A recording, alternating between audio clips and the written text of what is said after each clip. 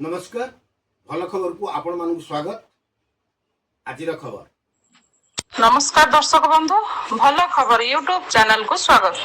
आज खबर मालकानगिर वन विभाग को मिली एक सफलता।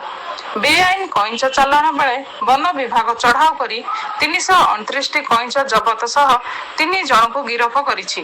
मालकानगिरी वन कर्मचारी माने मालकानगिरी जयपुर 326 नंबर जातीय राजपथ पद्मगिरी छकठारे एक बोलेरो गाड़ी 329 गोटी कईच को जबत करने सहित 3 जन अभियुक्त को गिरफ करिसेंति।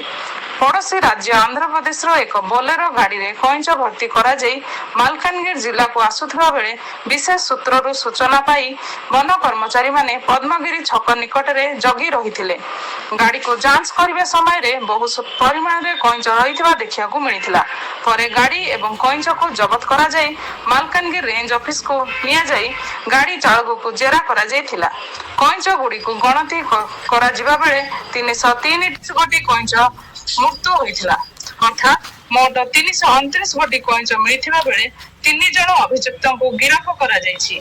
जिला अंतर्गत बेदरपाली grammar सिद्धला Raj Reddy O N Amarnath एवं मालकानगिरी जिला अंतर्गत एमपीपी 65 ग्रामर रबिन मिर्धा बोली जना पड़िछि।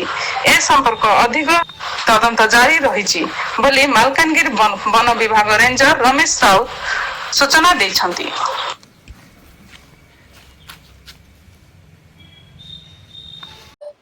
आपण मानकु हमर भल खबर यूट्यूब चैनल किपरि लागिला आपण कमेंट माध्यम जनातु और आम चैनल को लाइक सब्सक्राइब शेयर करंतु।